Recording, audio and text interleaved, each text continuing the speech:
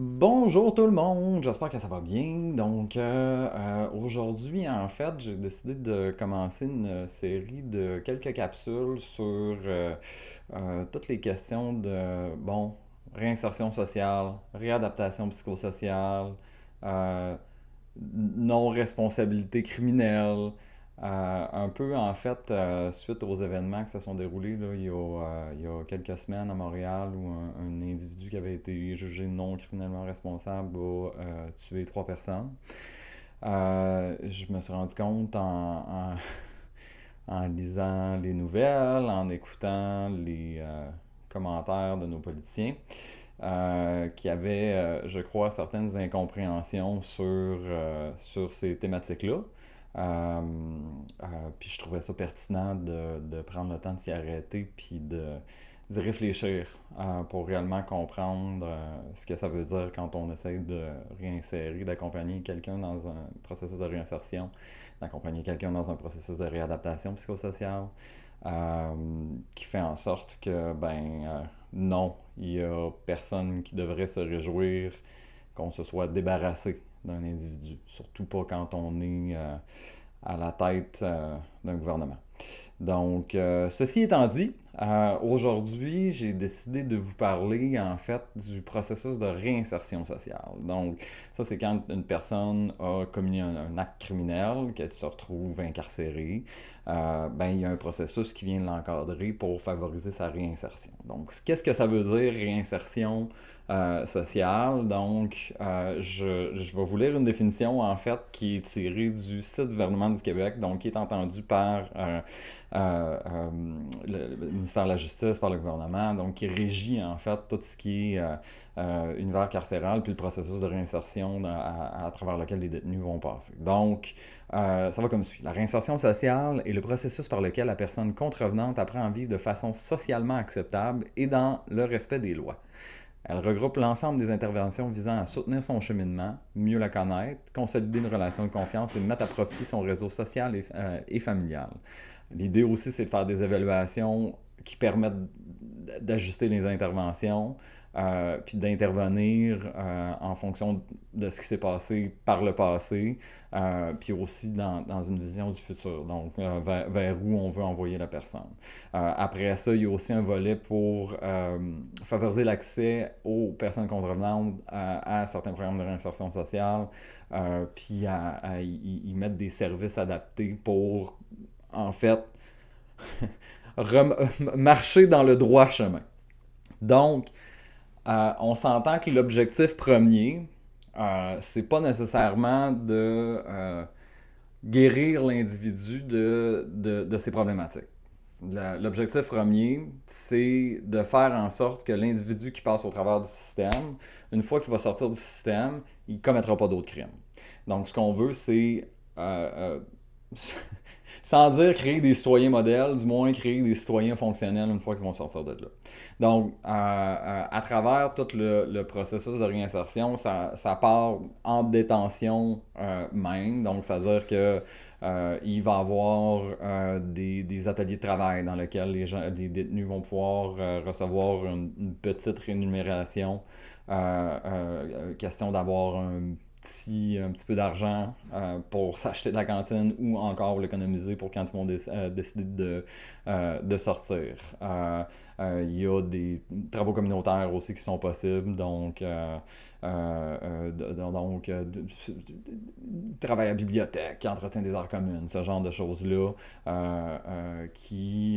c'est juste pour favoriser les interactions sociales, leur insertion dans le milieu. Donc, il y a aussi un volet de développement de l'employabilité, de formation, donc que ce soit pour réfléchir à quel type d'emploi ils voudraient avoir ou encore pour tout ce qui est francisation, alphabétisation. Parce que, bon, il faut se rappeler qu'au Québec, le taux d'analphabète fonctionnel est quand même assez élevé. Des fois, de se ramasser en détention, ça peut permettre de suivre certains cours de francisation qui, après ça, ça va favoriser leur réinsertion sociale par la suite. Il peut y avoir certaines activités sportives de loisirs, de sportives et de loisirs à l'intérieur, justement pour faire face à tout ce qui est problématiques de santé mentale quand ils sont incarcérés. Donc, on s'entend que ça reste des périodes limitées. C'est pas comme s'ils pouvaient décider en tout temps d'aller au gym ou décider en tout temps d'aller regarder la TV ou de jouer au jeu. Donc, tout ça est dans un horaire extrêmement encadré, extrêmement limité. Après ça, il y a un volet, oui, réadaptation psychosociale à l'intérieur du processus de réinsertion, c'est-à-dire que quand on a des individus qui ont des problématiques de toxicomanie, de dépendance, et aussi des problématiques de santé mentale, ils peuvent avoir accès à certains services. Donc, ils peuvent recevoir de la médication pour traiter les problèmes de santé mentale. Dans certains cas, il peut avoir dans le fond, un allègement de sentence, la personne accepte d'aller faire une thérapie complète. Donc, si elle sauve la thérapie ou si elle refuse de poursuivre la thérapie, mais elle retourne en détention. Donc, il y a quand même certains services qui sont offerts, sauf que c'est pas nécessairement systématique d'avoir une évaluation psychologique pour voir si la personne a un choc post-traumatique ou de l'anxiété quand la personne entre en détention. Ça pourrait peut-être être intéressant. Donc, par la suite, bon, si une personne fait son temps, il n'y a pas de... Il n'y a pas de prolongement de sentence parce qu'elle a commis d'autres crimes à l'intérieur de la prison. Quand la personne sort, souvent, il va y avoir certaines conditions à respecter. Une fois que la personne va avoir été remise en liberté, elle va être suivie par un agent de probation pendant un certain nombre de temps. Encore une fois, c'est du cas par cas, donc c'est difficile de dire voici c'est telle durée à telle condition, mais il y a quand même un suivi qui est fait pour voir un peu comment le processus de réinsertion se fait. Dans certains cas, les personnes vont être hébergées dans des organismes de réinsertion pour une durée déterminée, donc ça peut varier d'une personne à l'autre.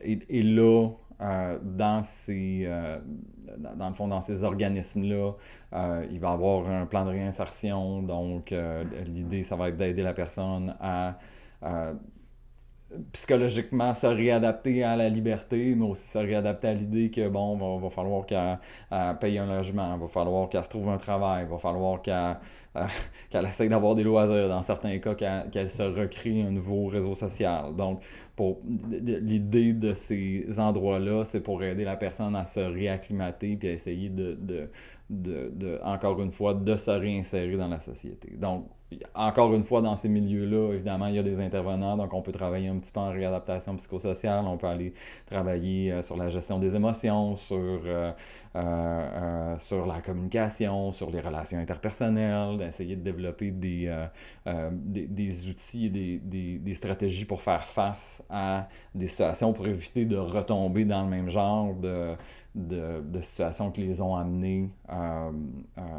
à l'intérieur de prisons ou autres établissements de détention.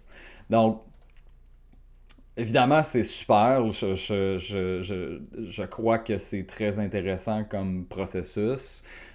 Évidemment, on est dans une optique on veut réinsérer l'individu. Donc, les besoins de l'individu, est-ce qu'ils sont pris 100% en considération? Pas nécessairement.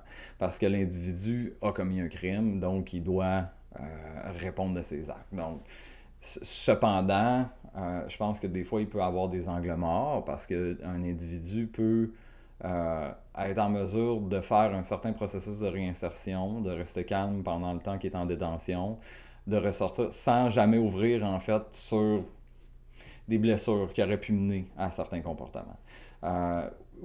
Et sans qu'il y ait l'opportunité aussi d'avoir un accompagnement soutenu après l'incarcération et le processus de réinsertion. Souvent, je ne veux pas dire qu'ils vont être un peu laissés à eux-mêmes, mais il va y avoir des suivis de manière limitée ou sinon ça va être une mise en lien avec les organismes communautaires de l'endroit où la personne va se retrouver. Encore une fois, dans ce genre de contexte-là, puis pour avoir travaillé avec des personnes qui ont fait des allers-retours en détention, Souvent, ça va être des personnes qui vont avoir des passés traumatiques, qui vont avoir des problématiques qui ont besoin d'être adressées au-delà d'un processus de réinsertion, souvent qui ont besoin d'être adressées en thérapie en bonne et due forme, ou du moins d'avoir un suivi en intervention psychosociale de longue durée, puis avec une certaine constance. Après ça, tout dépendamment des individus, c'est pas toujours réaliste. Les personnes ne sont pas toujours prêtes à faire ce travail-là. Et le contexte aussi, des fois, ne le permet pas. Tout simplement parce que quand on est pris dans certaines dynamiques, donc si on a des problématiques de consommation, même si on fait une thérapie, ça ne veut pas dire que la problématique est réglée. Si on a eu des problèmes de consommation pendant 10 ans, qu'on s'est ramassé en détention in and out, qu'on a fait des processus de réinsertion. Après ça, on a un dossier, donc c'est super difficile de se faire engager chez des employeurs. Ben, le, les moyens financiers pour être en mesure d'avoir un suivi psychologique de qualité pendant une période donnée pour être capable de réellement régler les problématiques sous-jacentes qui ont mené à ces comportements-là, c'est pas réaliste. Donc, même pour une personne qui va travailler 40 heures semaine avec un salaire décent, des fois, de maintenir pendant le temps nécessaire un suivi psychologique pour régler certaines problématiques, c'est complexe. Donc, quand on prend une personne qui travaille au salaire minimum ou qui a de l'aide sociale, avoir un suivi, ben, ça passe par les services publics, puis ça passe par les organismes communautaires. Puis des fois, les organismes communautaires n'ont pas toujours nécessairement le temps ou les capacités d'offrir genre de support qui est nécessaire. Et les services publics, ben, c'est 10 à 15 rencontres. Ça prend quand même une certaine assiduité aux rencontres. C'est-à-dire que si on manque une ou deux rencontres, des fois les services peuvent être fermés. Et on n'a pas toujours le bon lien, le bon contact avec le bon intervenant à certains moments donnés. Donc, après ça, on peut parler du manque de services pour être capable le manque d'accessibilité, pas le manque de services. Je pense qu'on a des services exceptionnels au Québec, mais je pense que c'est le manque d'accessibilité. Donc, être capable d'accéder rapidement à certains services et avoir un suivi en bonne et due forme, ben en fait, ça met en péril le processus de réinsertion qui a été amorcé quand une personne est rentrée en détention. Donc, même si une personne a les meilleures intentions du monde, qu'elle suit le processus de réinsertion, mais une fois qu'elle est projetée dans son milieu, euh, euh, sans nécessairement avoir de ressources financières supplémentaires, sans nécessairement avoir un encadrement puis un accompagnement de longue durée, ben, si ces choses-là intérieures, donc si le processus de réadaptation psychosociale n'a pas été mené à terme, ben, les risques qu'une personne recommette certains actes, retombe dans certaines dynamiques, il est quand même assez élevé. Donc, voilà, ça, c'est ce qui met fin à cette capsule sur la réinsertion sociale. Évidemment, c'est un sujet, j'aurais pu en parler pour la prochaine heure, aller plus dans le détail sur les organismes de réinsertion, sur comment ça se passe quand on est dans le milieu carcéral, ce genre de choses-là. Si jamais vous avez des questions, si jamais vous voulez que j'aille plus en profondeur sur un sujet en particulier, n'hésitez pas. La prochaine capsule, justement, on va définir un peu plus c'est quoi de la réadaptation psychosociale. J'en ai parlé beaucoup pendant cette capsule-ci. On va essayer de clarifier un peu ce que c'est. Puis on va éventuellement aussi avoir une petite entrevue, peut-être dans les prochaines semaines, pour parler du parcours qui peut mener à une non-responsabilité criminelle. Puis pour essayer de comprendre aussi comment ce qui s'est passé a pu se passer il y a quelques semaines. Donc voilà, n'hésitez pas si vous avez des questions, vous pouvez m'écrire, sinon un like, un partage, c'est toujours apprécié. Bonne fin de journée.